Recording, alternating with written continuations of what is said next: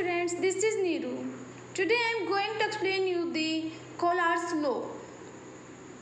Collard's law molar conductivity at infinite dilution को study करता है.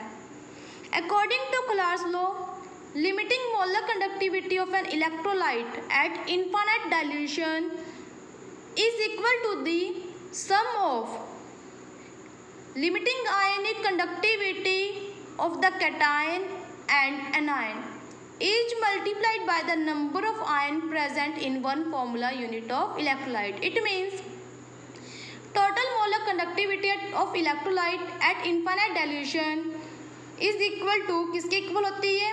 Molar ionic conductivity due to cation and anion के sum के. दोनों को हमने कितने आयन प्रेजेंट है one formula unit of electrolyte में, उस नंबर से हमने इसको मल्टीप्लाई भी कर दिया है.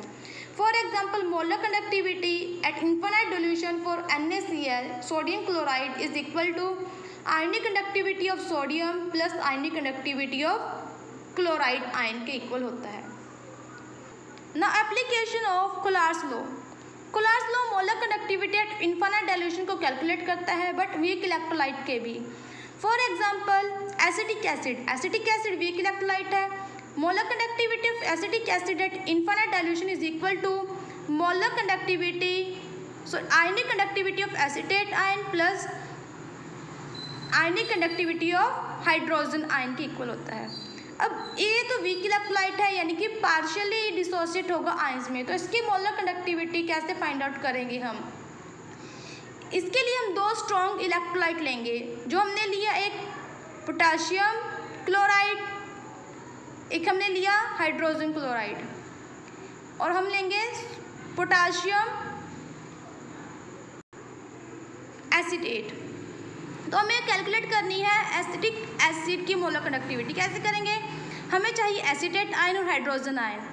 एसिटेट आयन और हाइड्रोजन आयन, यानी कि इन दोनों को ऐड करना है और इसको हमें सब्ट्रैक्ट करना है. तो molar conductivity of acetate ion plus ionic conductivity of potassium ion plus ionic conductivity of hydrogen ion plus ionic conductivity of chloride ion minus ionic conductivity of potassium ion minus ionic conductivity of chloride ion. Potassium ion की आयनिक conductivity से potassium ion की conductivity cancel out. Similarly ionic conductivity of chloride ion negative है, यहाँ पे positive. Ionic conductivity of chloride ion भी cancel out. तो आपके पास टोटली फाइनली क्या बचेगा? Molar conductivity due to acetic acid solution बच जाएगा आपके पास. हमने क्या किया है? पोटाशियम एसिटेट और हाइड्रोजन क्लोराइड की कंडक्टिविटी को ऐड किया है, उसमें से पोटाशियम क्लोराइड की कंडक्टिविटी को सब्ट्रैक्ट किया है. Next is calculation of degree of dissociation. Degree of dissociation को हम अल्फा से लिखते हैं. It is defined as the ratio of molar conductivity at C concentration to the molar conductivity at infinite dilution. Next is dissociation constant of a weak electrolyte. Dissociation constant of a weak electrolyte is equal to C into alpha square divided by 1 minus alpha, where alpha is degree of dissociation and C is the concentration of weak electrolyte in the solution. Fourth application is calculation of solubility of a springly soluble salt. For example, silver chloride, barium sulfate, lead sulfate. Now springly soluble क्या होता है? Springly soluble means water में small extent में soluble होते हैं, उनको हम बोलते हैं springly soluble.